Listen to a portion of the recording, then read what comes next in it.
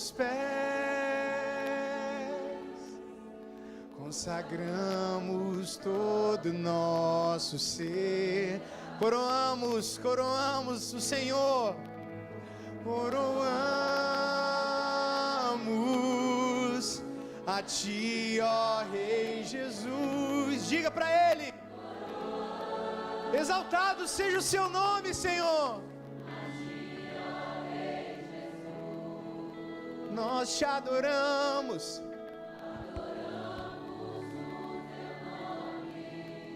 nos rendemos aos teus pés,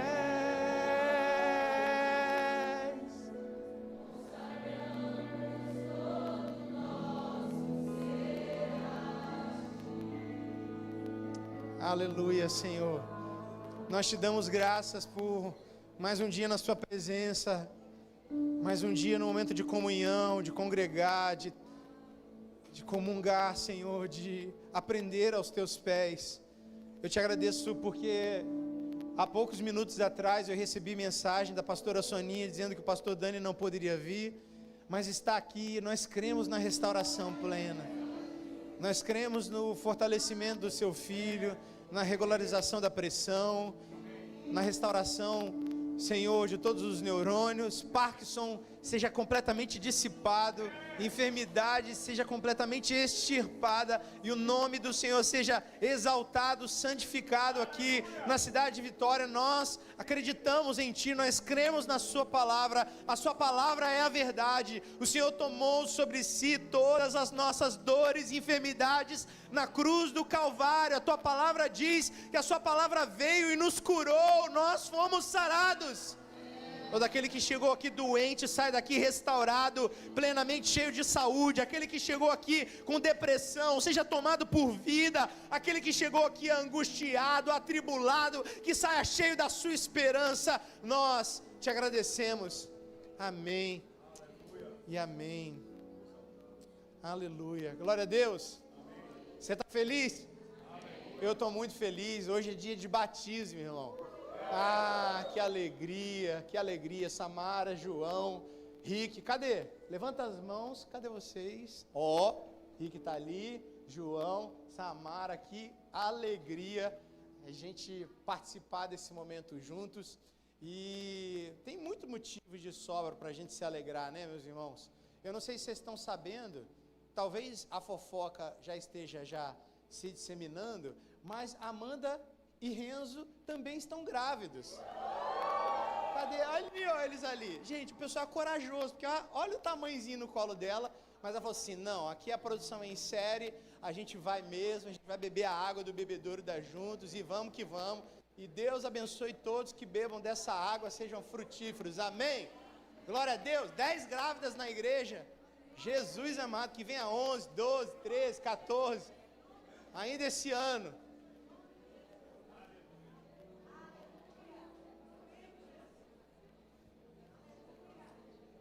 E a gente vê, né, algumas coisas, a gente já sabe, antes mesmo da notícia vir, que a mulher fica diferente, irmão, quando está grávida.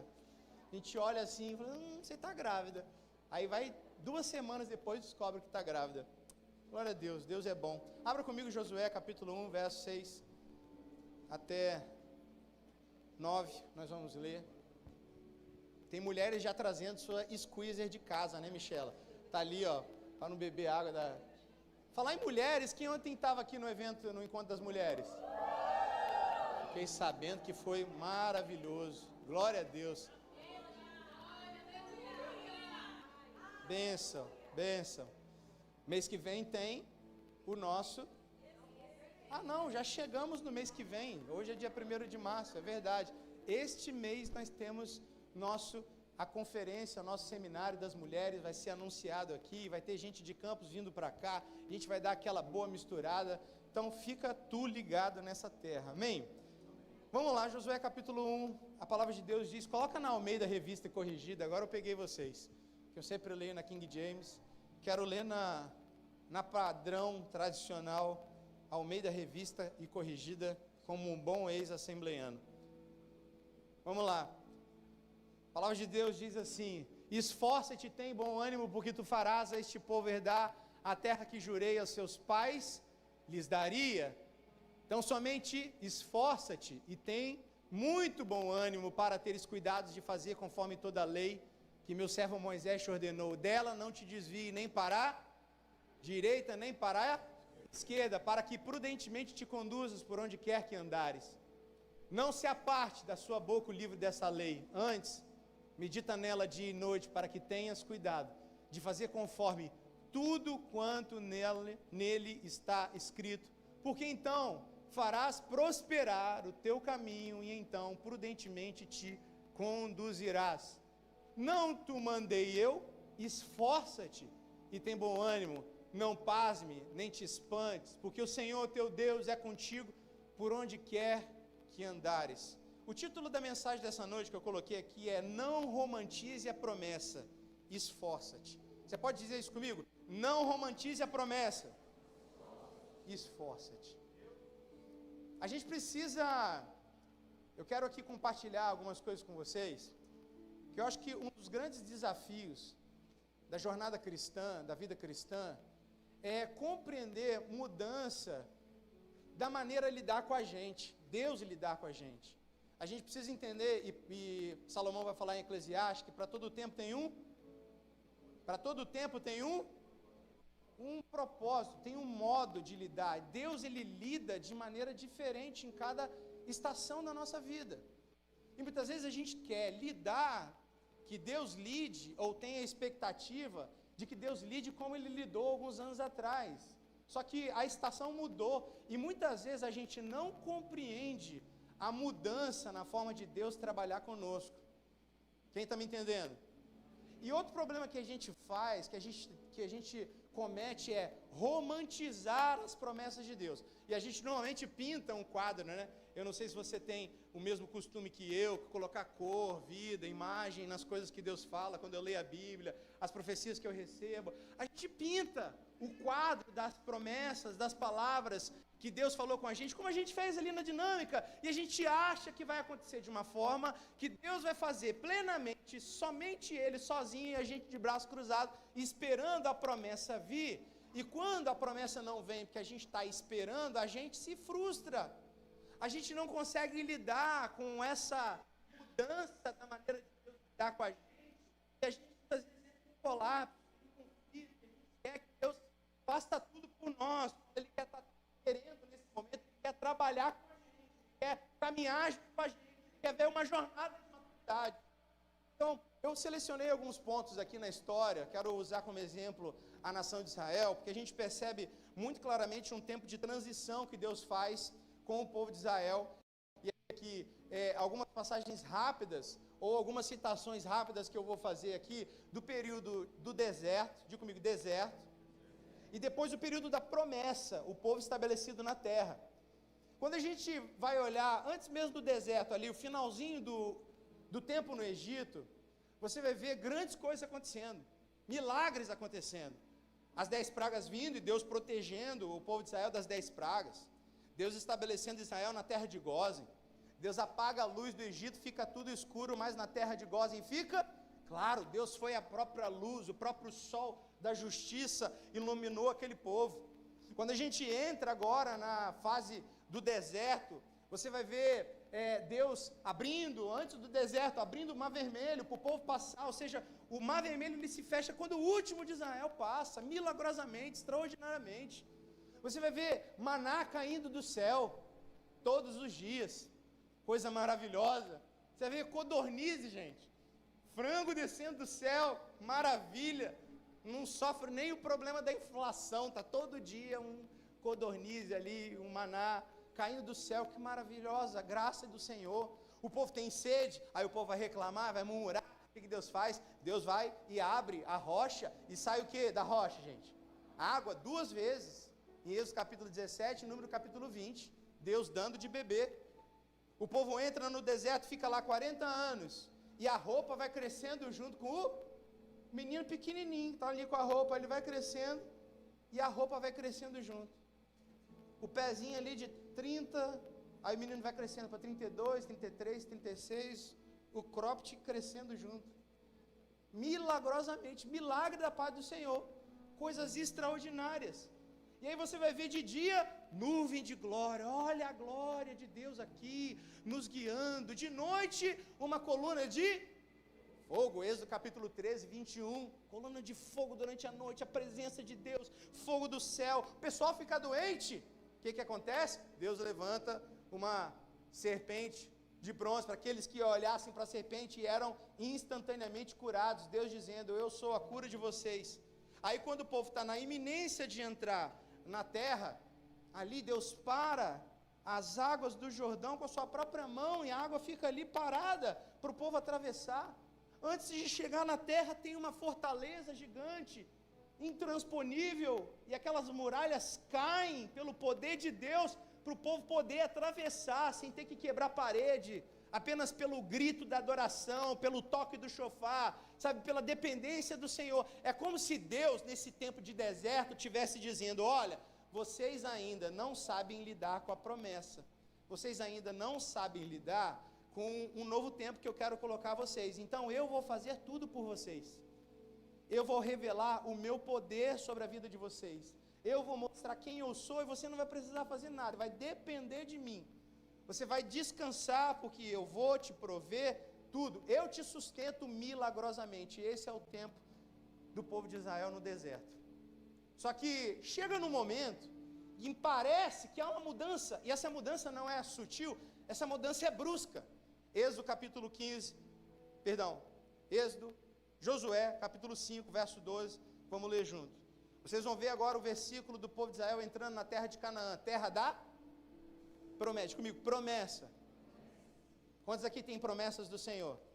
Amém? Então eu vou falar aqui do povo entrando agora, se estabelecendo na terra da promessa. Josué capítulo 5, verso 12. Olha só o que a Bíblia diz. E cessou o maná no dia seguinte, depois que comeram do trigo da terra do ano antecedente, e os filhos de Israel não tiveram mais maná. Porém, no mesmo ano, comeram das novidades da terra de Canaã. Peraí, entramos em Canaã, entramos na fase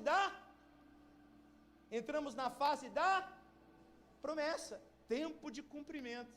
E o primeiro sintoma, embora eles tivessem comido do fruto da terra, do trigo, o primeiro sintoma, sinal da promessa foi que cessou algo. O texto está dizendo, quando eles entraram, cessou o... não, peraí, cadê? Deus está aqui não. Cessou. Isso aqui promessa? Não. Eu preferi o que tinha ontem, porque todo dia caía do céu, tinha codorniz caindo, tinha milagre acontecendo. Peraí, isso daqui, Deus não está nesse negócio não. Eu vou voltar para o deserto. Eu vou voltar para o Egito. Porque muitas vezes a gente acha que Deus vai continuar agindo no tempo da promessa, da mesma forma que Ele agia conosco no tempo do deserto. E a gente muitas vezes se frustra, se ofende, e a gente romantiza essa ideia.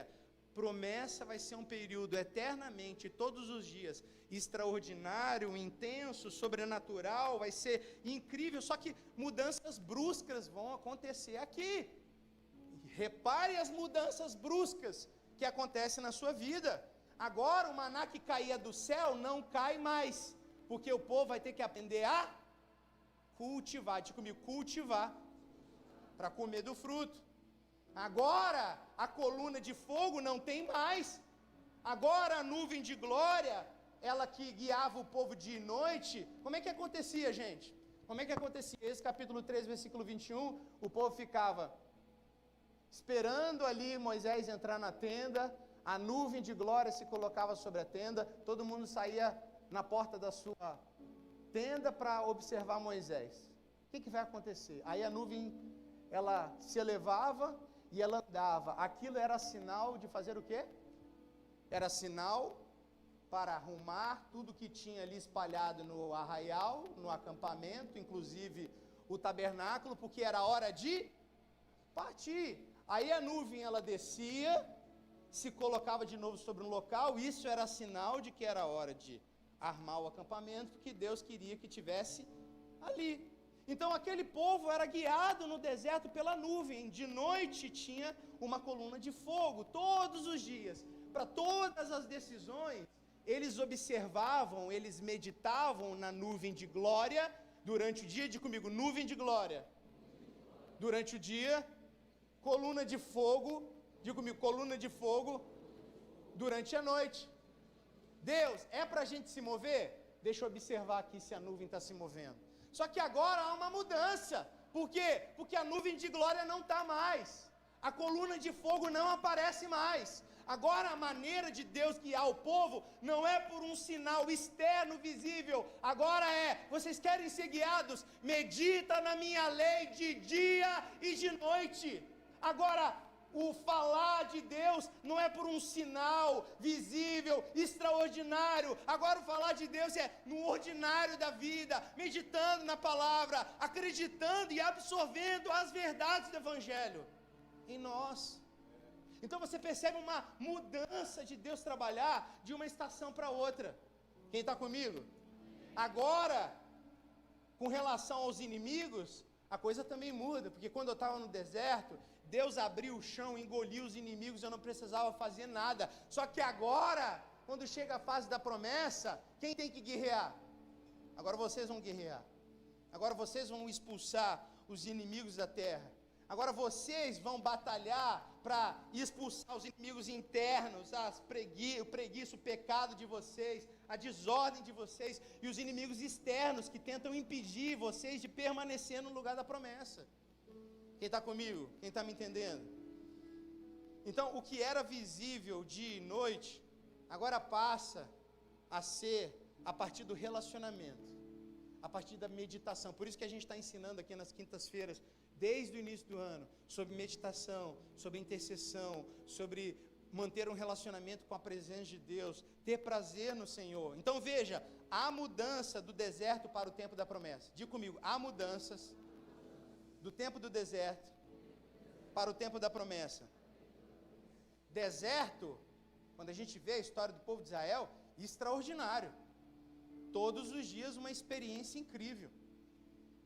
Acabei de falar com vocês, mar vermelho aberto, maná caindo do céu, codorniz, Deus ferindo ali, Moisés ferindo a rocha, sai água.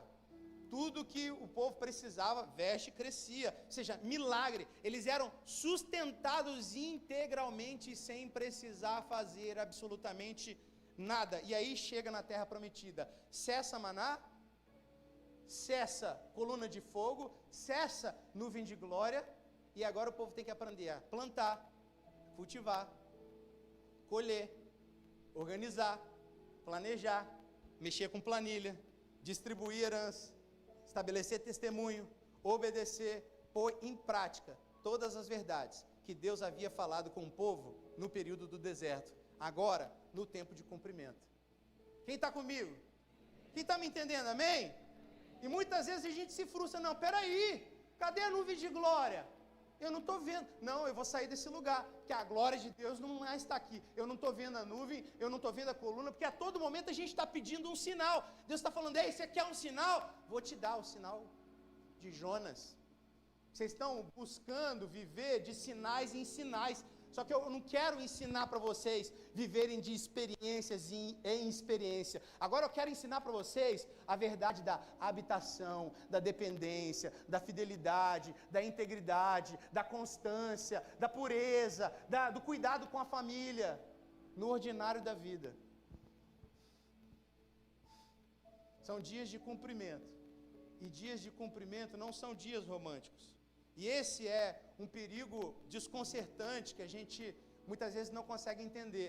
Porque no deserto Deus faz por nós. Agora na promessa Deus quer fazer conosco. Amém? No deserto Deus faz tudo para mostrar que Ele é Deus. Na promessa Ele deseja levantar um povo que vai edificar por meio da obediência um testemunho ao nome dEle.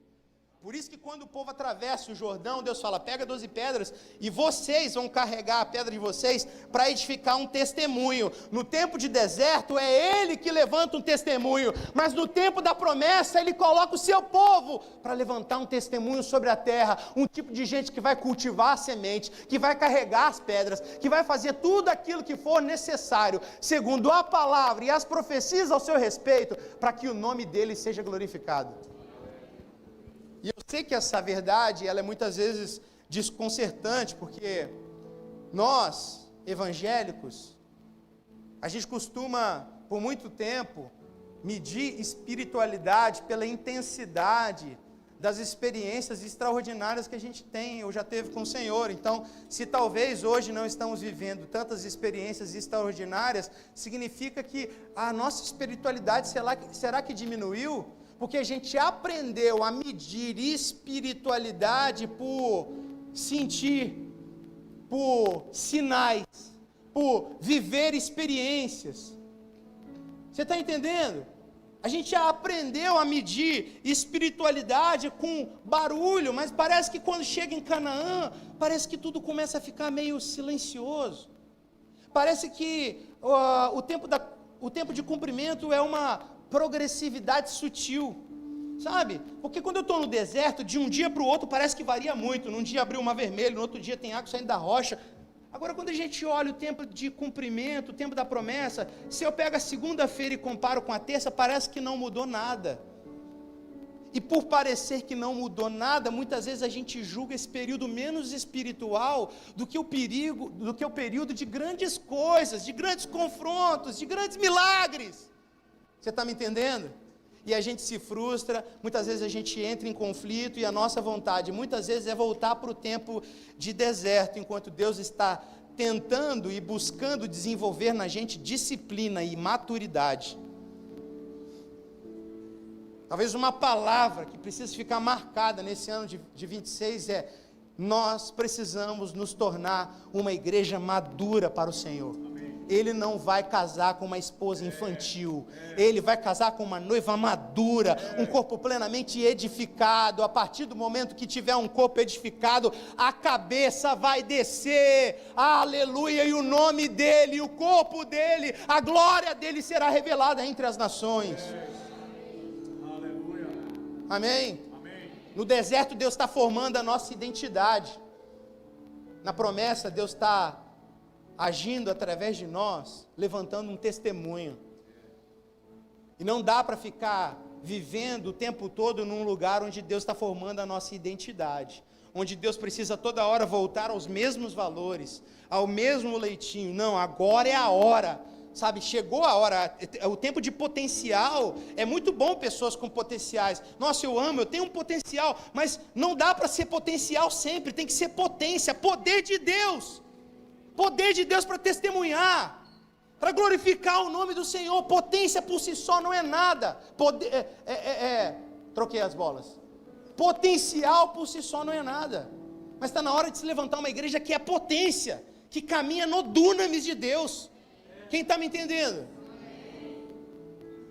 E vivendo isso na vida cotidiana, na vida, eu vou colocar entre aspas, normal. Só que a gente não consegue lidar muitas vezes com essa mudança. E eu vejo que esse padrão parece que acontece com vários homens na história. Por exemplo, 1 Reis capítulo 18 vai falar de Elias. Elias estava lá no Carmelo, deixa comigo, Carmelo. Adrenalina acontecendo, extraordinário. Fogo caindo do céu. Quem quer ver fogo caindo do céu? Ah, eu quero, aleluia. Aí ele desce para o vale, mata os 400 profetas de Baal. Glória a Deus. Aí ele jejua, ele sobe a montanha, ele fala: olha, veja um sinal da pequena nuvem, vai vir chuva. Ora, vamos orar 7 vezes. Aí vem chuva. Aí Acabe vai na frente com a cavalaria, ele deixa Acabe ir, daqui a pouco ele vai e corre mais rápido que os carros de Acabe. Adrenalina acontecendo, todo momento. Aí Deus pega esse cara e coloca ele no ribeiro de Querite. E ele está ali no período extraordinário, nesse período de transição, bebendo da água do ribeiro de Querite, sendo sustentado integralmente. Olha que beleza. todos os dias com carninha vindo na boquinha dele. A Bíblia fala que corvos vinham e traziam alimentos. Tem gente que acha que eram pássaros, mas corvo ali no original é aravim, que também está falando de árabes. E isso aponta para o tempo do fim, no dia que Israel vai estar sitiado. Muitos vão fugir desse lugar e não vão encontrar alimento, mas vão ter moradores árabes em volta ali no Oriente Médio que vão alimentar o povo de Israel com comida.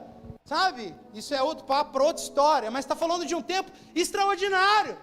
Aí Deus faz o que? De repente, tem uma mudança de estação. O ribeiro de Querite, secou. E agora? Cadê a carninha? Cadê a steakhouse? Cadê o sustento integral?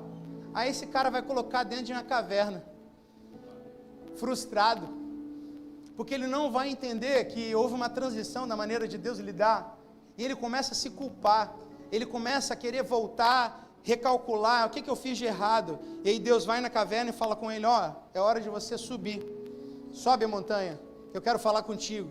Aí ele sobe a montanha, só que ele ainda está no sistema operacional antigo, ele sobe e tem vento, e ele, uau, a adrenalina voltou, e ele tenta achar Deus nesse vento todo, nessa conferência maluca, e Deus não está. Vou subir mais um pouquinho. Aí ele sobe mais um pouquinho, terremoto, extraordinário, Deus está aqui. Ele, cadê Deus? Deus não está. Aí ele vai, sobe mais um pouco, tem fogo. Ele disse, eu sei, eu vi isso acontecer no Carmelo, tem fogo, Deus está aqui. Ele olha, Deus não está. E aí ele vê onde está Deus, ele sobe no mais alto lugar. E ali numa brisa suave, as vozes ao seu redor são caladas, a adrenalina baixa, e ali ele ouve a voz de Deus, a mesma voz que falava na brisa suave do jardim, no lugar comum de delícias, num lugar onde o nosso coração sai da agitação e descansa no Senhor. E é nesse lugar que Deus fala ao nosso coração.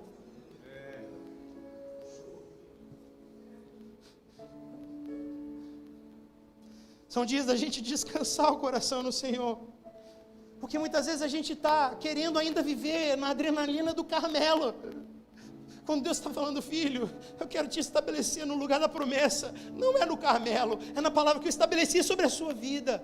São dias de cumprimento, mas para cumprir, você vai ter que aprender a descansar. Paz, paciência, espera deleitosa no Senhor. Aleluia. E aí eu entendo por que o sucessor dele entende.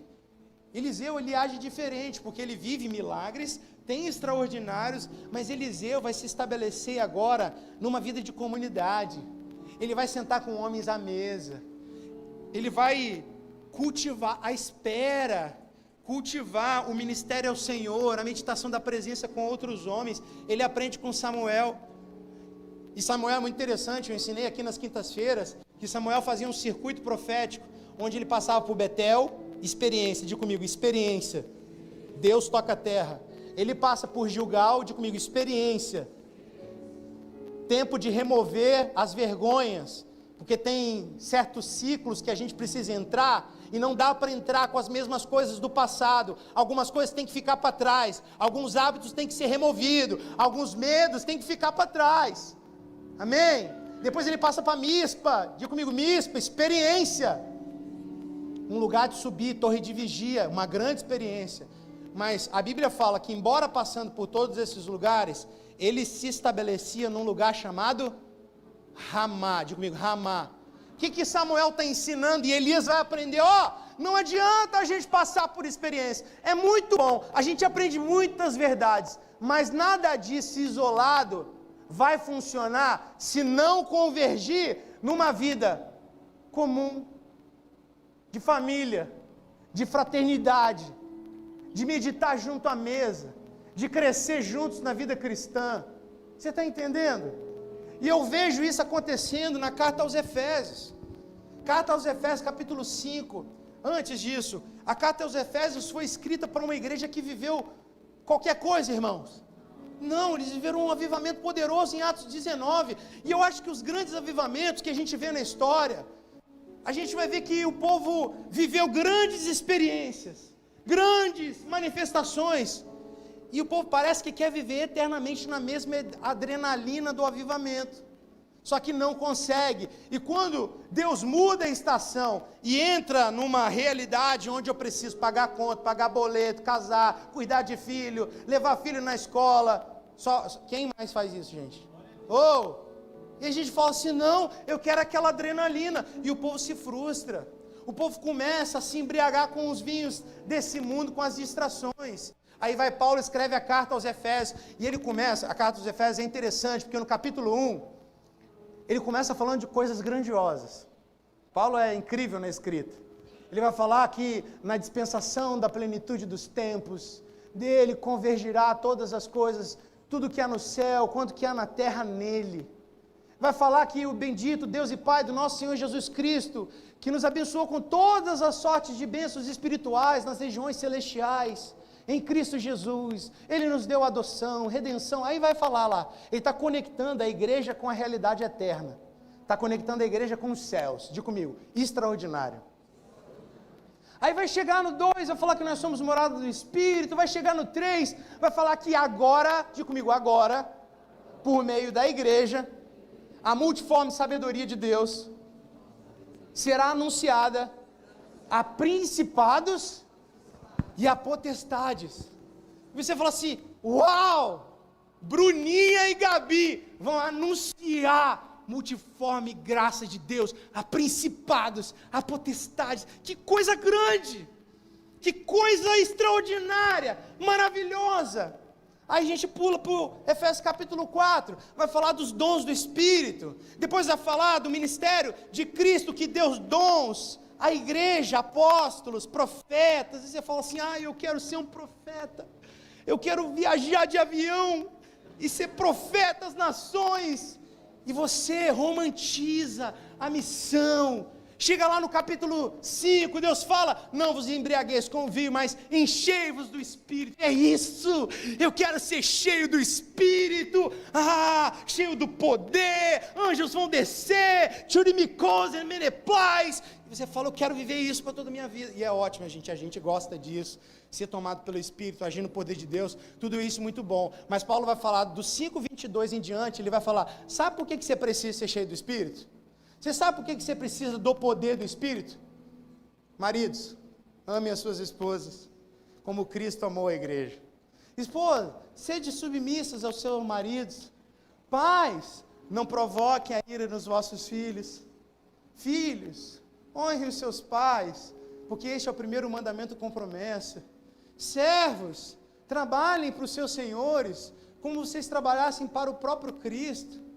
Senhores, proprietários, empresários, olhem para os servos de vocês, há Cristo neles, não explorem, sejam justos. O que ele está falando? Ele está falando, olha, tudo que vocês viram aqui de extraordinário, todo o poder de Deus, é para vocês viverem isso daqui, uma vida cotidiana que testemunha da realidade do meu reino dentro de casa, no trabalho, nas relações sociais, na ética do reino dentro da empresa, meu amigo, no seu condomínio, na sua rua.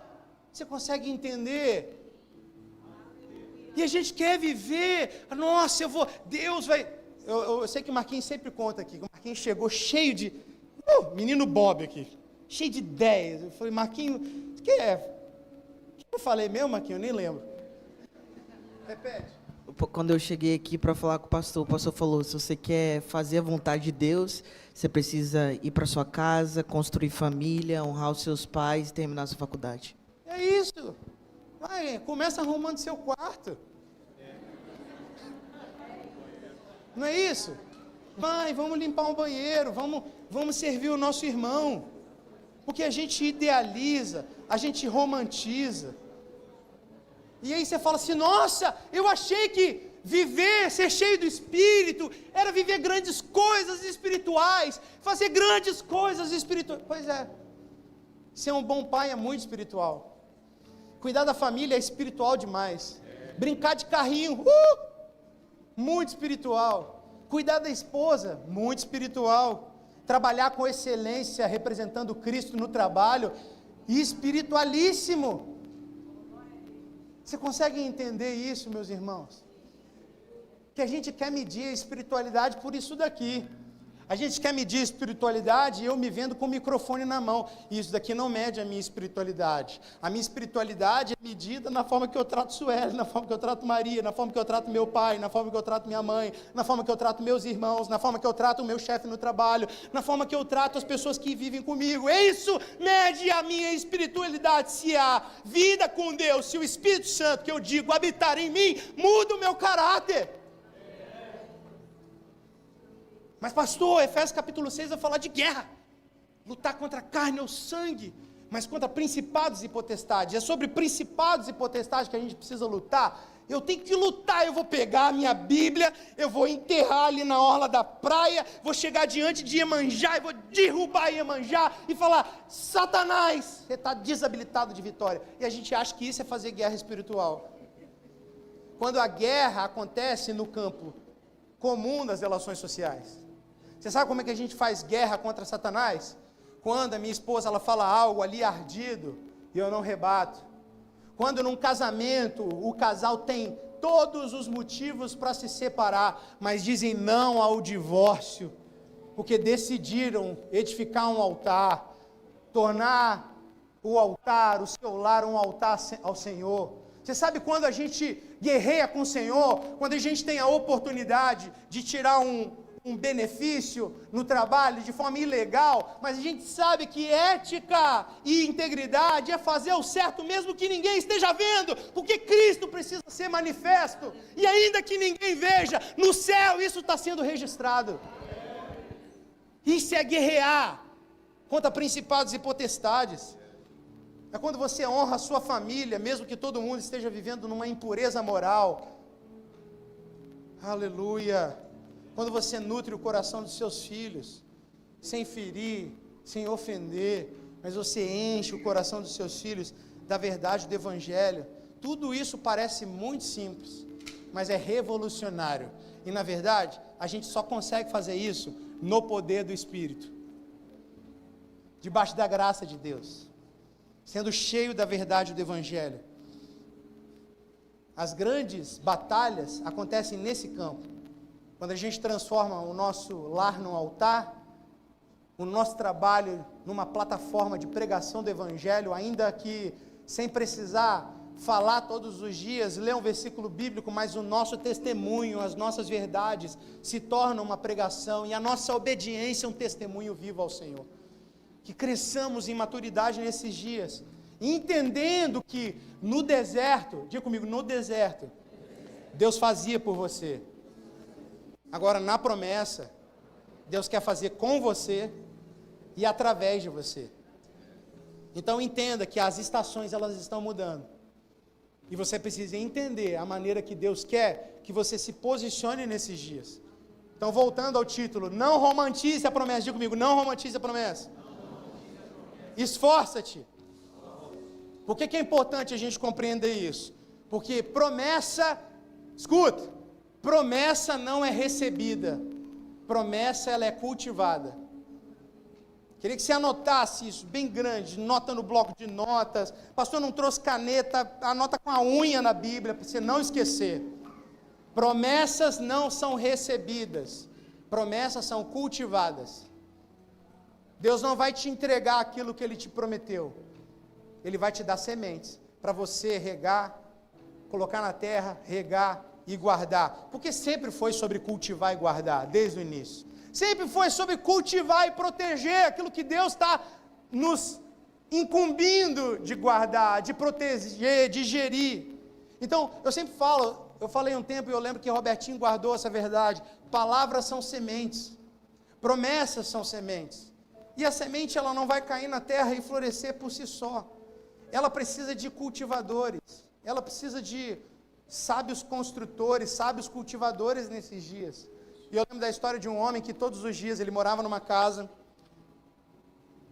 e ele tinha um terreno, um terreno baldio. E todos os dias ele tinha um sonho. O sonho que o jardim dele estava florido, uma fonte de águas, jabuticabeira, laranjeira, limoeiro, macieiro, estava lindo. E aí ele acordava, ia para a janela da sua casa, olhava para o terreno baldio, sujo, cheio de tralha, nada mudava. E aí ele olhava para a mesa, o filho dele tinha acabado de comer mexerica. Tinha mexerica, laranja, tinha umas sementes de laranja, sementes de maçã espalhadas, e ele despreza. No outro dia ele dorme, tem o mesmo sonho, Deus deu esse sonho para ele. O jardim florido, o jardim, sabe, com uma fonte, com jabuticabeira, limoeiro, macieiro, tudo lindo. E aí ele chega na varanda, chega na janela, ele olha, mesma coisa, terreno baldio, terra, entulho, nada aconteceu. E ele olha para a mesa e tem as mesmas coisas, agora tem mais sementes. Ele pega aquela semente e ele joga no lixo. No outro dia a mesma coisa, ele tem o mesmo sonho, fontes, árvores, verde. Ele olha para a janela, a mesma coisa, e ele está desprezando as sementes. Meu amigo, o que Deus faz conosco é entregar sementes, vindo semeador a semear. Mateus capítulo 13, ele lança a semente, mas tem semente caindo à beira do caminho, e Satanás está comendo a semente, está roubando a semente. Tem semente que cai no nosso coração, mas o nosso coração está tão pedregoso, nossa vida está tão confusa emocionalmente, que a gente não permite essa semente criar raiz. Nossos espinhos, nossas preocupações com o sucesso, com o dinheiro, com a obsessão, que sufoca essa semente.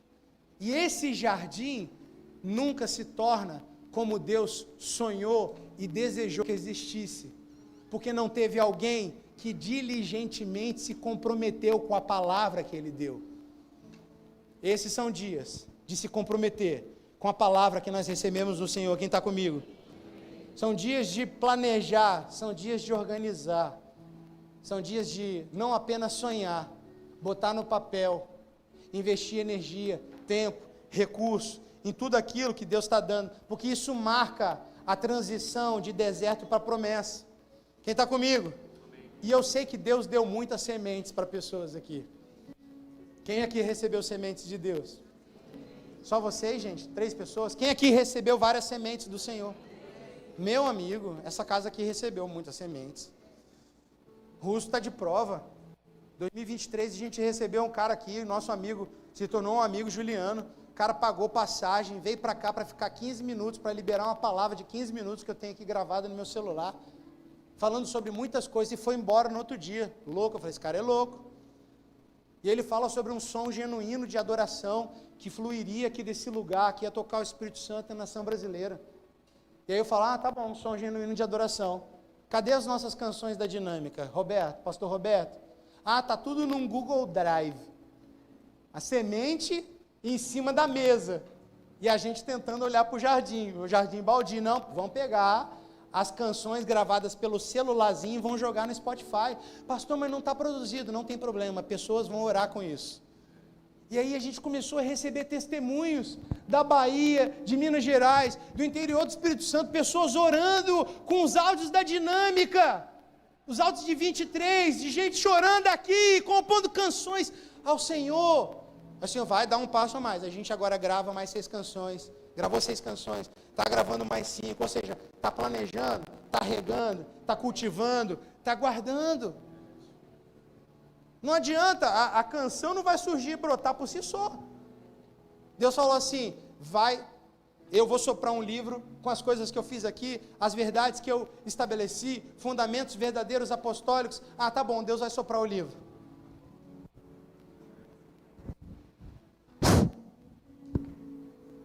Aí eu cheguei final do ano, era dezembro, mês de dezembro, eu falei, como que Deus vai soprar se não tem nem o livro?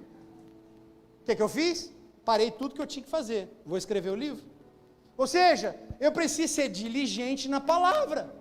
Deus falou várias coisas, olha, eu quero que a cultura da presença, tudo que eu tenho falado aqui, seja transmitido num canal. Aí a gente está agora, pensando no podcast, pensando em várias coisas ao mesmo tempo, o selo musical, tantas coisas acontecendo ao mesmo tempo, que precisam ser regadas. Aí a Magali fica doida, não tenho dinheiro para tudo, calma. Porque no reino de Deus não falta dinheiro, o que falta são trabalhadores. O Senhor, hora nenhuma, diz: rogai por dinheiro, rogai ao Senhor da seara por dinheiro. Deus não fala para a gente orar por dinheiro. Ele está falando: rogai por trabalhadores, porque aonde tiver trabalhador da missão, tem o recurso da missão. Glória a Deus. Estamos aqui. Teve gente que saiu de Recife para vir para Vitória, missionários. Onde que Deus quer soprar depois? Quem é que vai estar junto nessa missão? Quem é? Deus falou sobre Filipe também. E aí? Uma igreja que precisa planejar, que precisa ser diligente. O russo ia já para a Inglaterra. Eu falei: Filipe, por que você não vai? Não sei. Ué, então vai. Falta recurso. Igreja, quem é que está com gente? 10 mil reais numa noite a gente enviou a Filipe. Porque não falta recurso, Deus vai dar o recurso. Falta gente comprometida, diligente com a palavra. E quantas sementes Deus deu para a sua vida? Porque eu estou falando de sementes aqui coletivas, num ambiente chamado aqui comunidade local. Mas quantas sementes Deus deu para vocês? Cada um de vocês ao longo dos anos. Quantas dessas sementes foram regadas?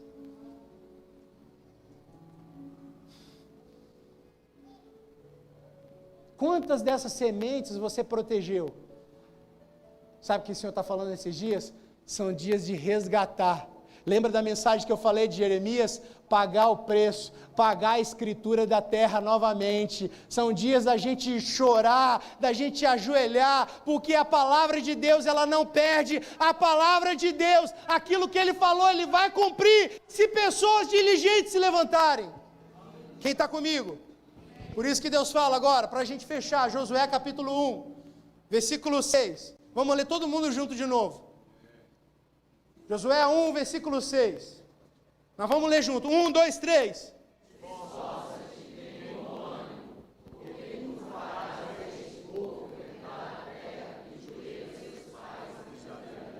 7.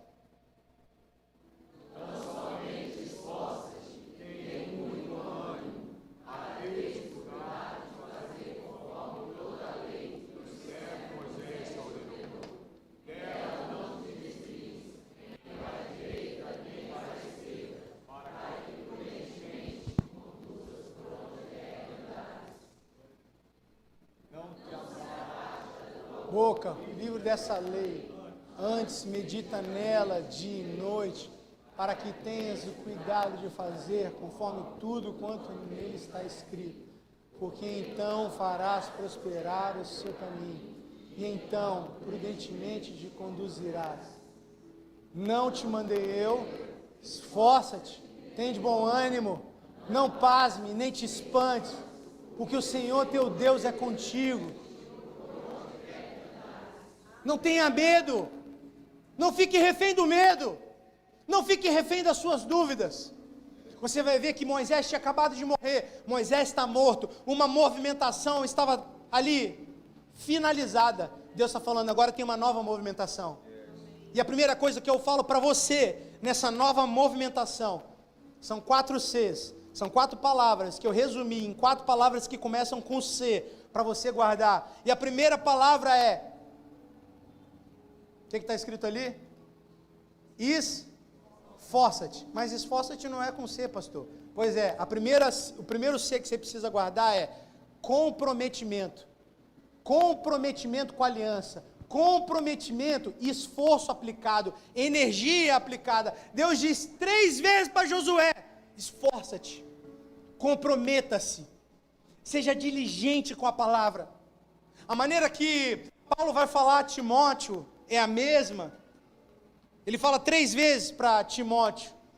Timóteo estava lá em Éfeso, estava o caos acontecendo, uma cidade completamente religiosa, gnosticistas, templo de Artemis, Himeneu e Alexandre causando confusão, um cara ensinando falsas doutrinas e o outro que tinha muito dinheiro, dono de muita coisa, que não recebia conselho, e o pobre Timóteo de 30 anos, tímido, frágil na sua saúde, esse cara está lá perturbado. E agora? O que vai acontecer? Vai dar tudo errado. E Deus chega para Paulo vai chegar para Timóteo, guiado por Deus. Ele fala, 1 Timóteo capítulo 1, 18. Ei, Timóteo, com base nas palavras que você recebeu sobre você, milita o bom Combate. Sabe o conselho de Deus para você? Combata o bom combate, segundo as palavras que Deus deu ao seu respeito, as sementes que Deus distribuiu ao seu respeito. Comprometa-se com a palavra que Ele te deu, comprometa-se com a aliança.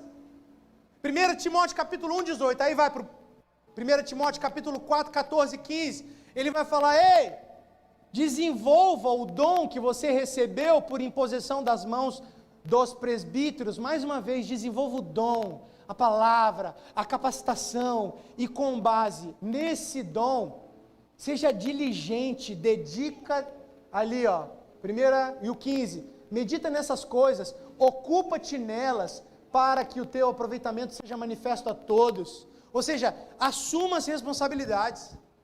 Aí ele vai falar de novo agora a terceira vez, o terceiro esforça-te que Deus fala para Josué, Paulo está falando para Timóteo.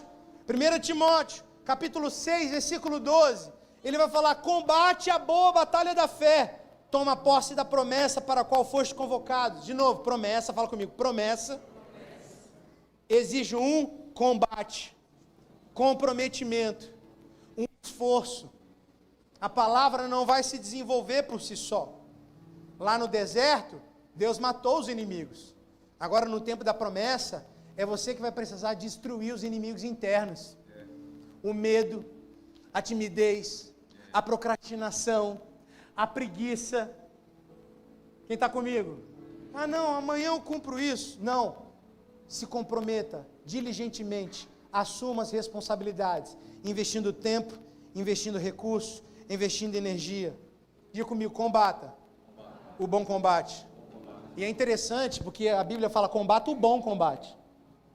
Se existe o bom combate, também existe o mau combate. Sabe o que significa o mau combate? O bom combate é você militar segundo as palavras que você recebeu. O mau combate é você combater tentando cumprir a palavra que Deus deu para o outro. Fracasso, muitas vezes a gente pensa que é tudo destruído, eu prostrado, mas fracasso muitas vezes é eu ter sucesso naquilo que Deus não disse para mim. E o Lucas está tentando ter sucesso naquilo que Deus diz para o Rafa. Então comprometa-se sem se comparar. Deus deu uma palavra, um dom, uma capacidade para cada um. Milita segundo a palavra que o Senhor te deu. Desenvolva o dom que há em ti, Bruna. Desenvolva o dom que há em ti, Gabi. Aleluia. Então a primeira coisa é comprometa-se. Quem está comigo? Quem está comigo? Comprometa-se. Sai dessa prostração. Ai, será? Não, faça dar certo. Dependendo do Senhor, investindo a sua energia, seus recursos e os seus talentos. Não romantize a promessa. Esforça-te. Diga comigo, não romantize a promessa. Esforça-te. Mas a segunda coisa não é só se esforçar. Ele fala se esforçar, mas ele também fala outra coisa. Tende bom ânimo. O segundo C é contentamento. Tenha contentamento em toda e qualquer circunstância. Viva contente. Dá um sorriso para a pessoa do seu lado. Olha o sorriso dessa irmã aqui. Eu amo ela vai no retiro, dá vontade de abraçar ela e levar para minha casa. Fora a comida que ela já vem no óleo santo, né? Tem assim o óleo, tem o tompeiro da comida, mas, rapaz, cozinha falando em línguas, giraia rodando, céu descendo, é uma loucura.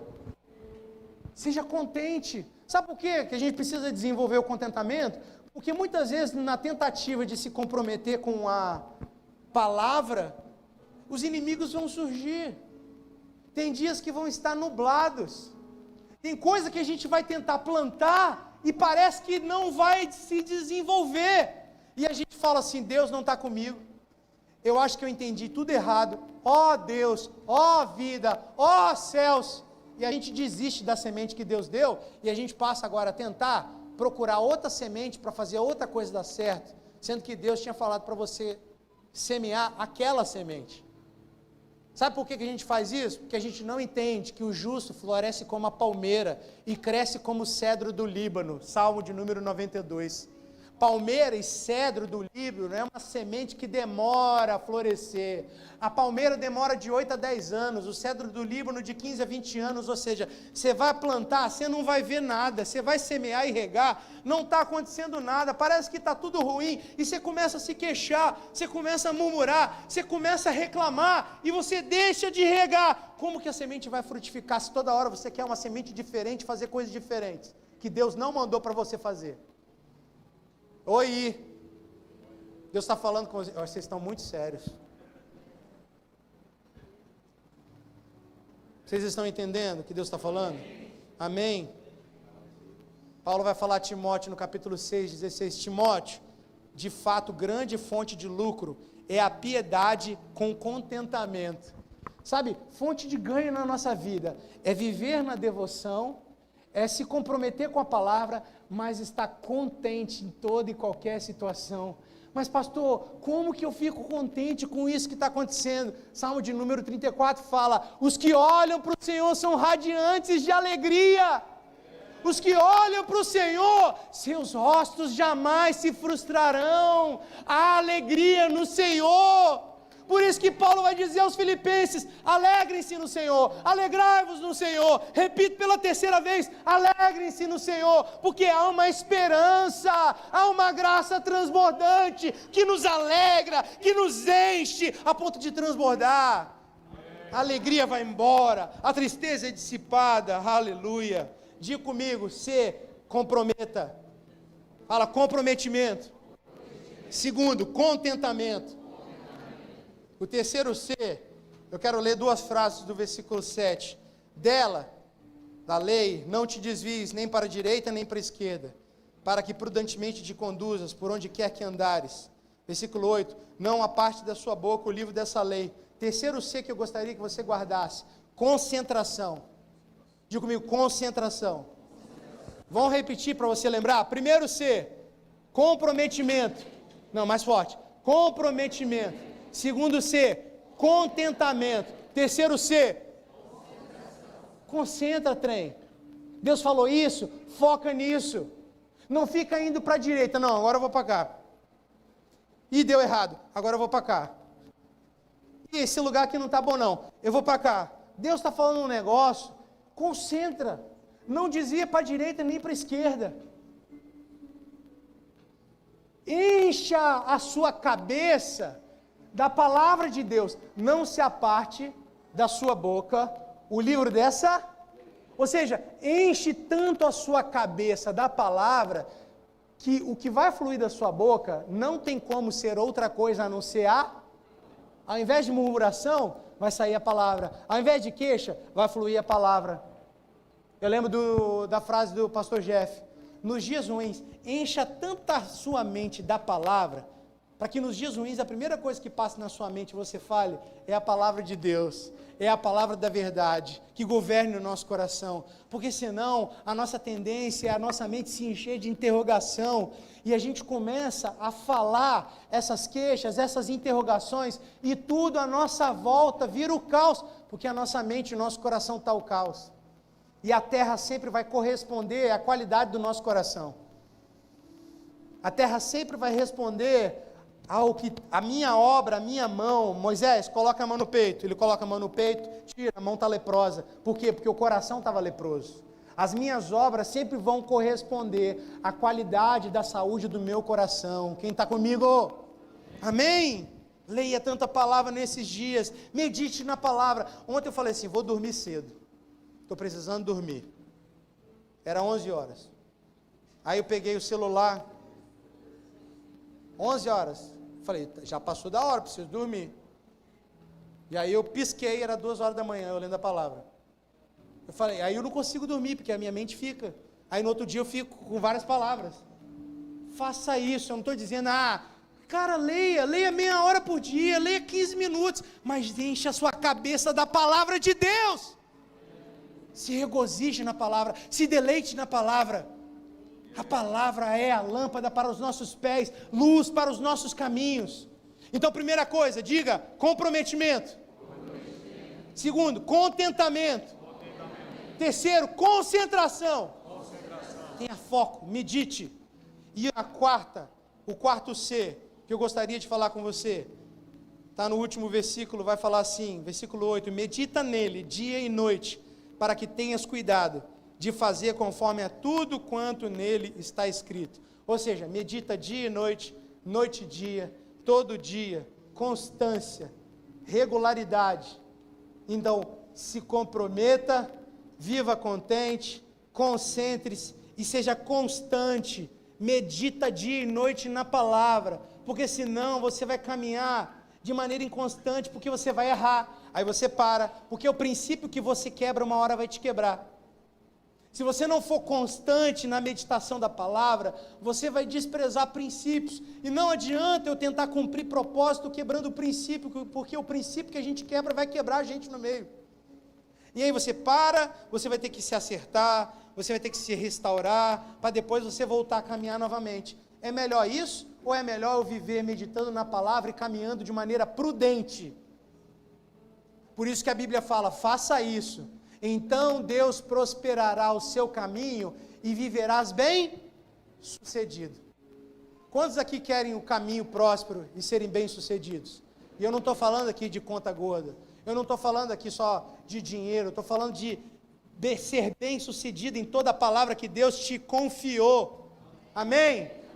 Eu fiquei meditando, e seu caminho se progredirá, ou seja, ele progredirá o seu caminho, prosperará o seu caminho, e você será bem sucedido.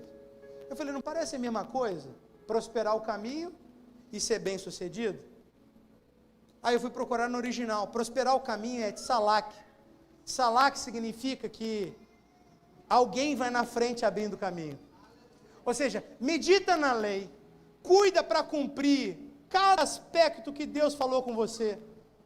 Seja diligente nisso, concentre-se, esforça-te. Por quê? Porque se você fizer isso, tsalak, alguém vai na frente abrindo o caminho, quebrando as correntes, ordena os anjos para contigo lutar. Ele abre as portas para ninguém mais fechar. Ele trabalha para quem nele confia, caminha contigo. De noite e de dia. Ele nas suas mãos, sua bênção chegou. Comece a cantar com muito louvor. Com muito louvor, com muito louvor. Eu sei que metade é assembleando, então vamos lá.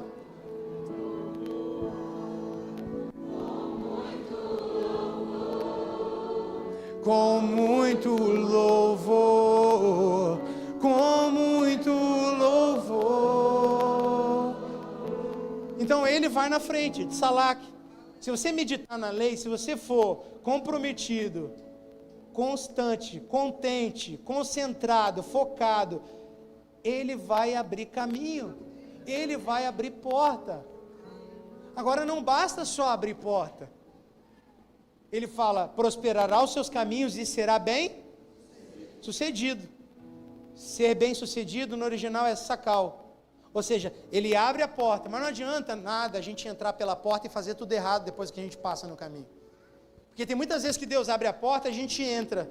Só que depois que a gente entra, a gente começa a quebrar uma série de princípios. Israel quebrou o princípio. Entrou pela porta, entrou por esse caminho que Deus abriu, mas o que é que eles fizeram? Deus falou, descansa. 6 anos vocês trabalharão, 7º ano descansará. Durante 490 anos eles não descansaram. Para cada 7 anos, 6 anos, 1 ano de descanso. Eles desprezam 70 anos de descanso. A terra não descansa. Aí sabe o que Deus tem que fazer? A terra não está conseguindo descansar porque você não está dando tempo para descanso. Então eu vou te tirar da promessa e eu vou te colocar no deserto novamente. E agora a terra passa 70 anos descansando. Quantas vezes? Pode voltar, Russo. Quantas? Já estava indo embora? Não, ele te dá uma chance para voltar. 70 anos depois você volta. Quantas vezes Deus abre o caminho, mas por desprezar o princípio, você perde a promessa. E você vai ter que vivenciar de novo o deserto. De novo o deserto. Para aprender princípios, para que você possa voltar a esse lugar chamado promessa. Não é fácil não, né, Léo? Por isso que Deus está falando, Léo, medita dia e noite. Porque se você meditar, eu vou abrir caminho e eu vou te dar uma capacidade sacal, capacidade de ser sábio. O que é ser sábio? É você saber não apenas intelectualmente os princípios, mas praticar esses princípios a ponto de não desagradar mais o Senhor. E a terra agora começa a responder um coração sábio que descansa no Senhor, que se deleita na presença. Quem está comigo? Amém? E aí no final disso tudo, vivendo uma vida de comprometimento, de contentamento, de constância, de concentração, a gente pode chegar no momento da vida e falar como Paulo: combati o bom combate, terminei a carreira, guardei a fé. A gente está tentando guardar a fé sem combater o bom combate, sem ainda ter terminado a carreira, sem ainda ter tentado cultivar as palavras do Senhor. Mas eu sei que Deus vai levantar um povo nesses dias diligente, que vai debruçar, entregar sua vida, seu tempo, sua energia, sua mente, sua dedicação ao Senhor, e vai levantar. Deus vai levantar na cidade de Vitória, na cidade do Recife, no Rio de Janeiro, sabe, no Brasil, um testemunho santo ao Senhor.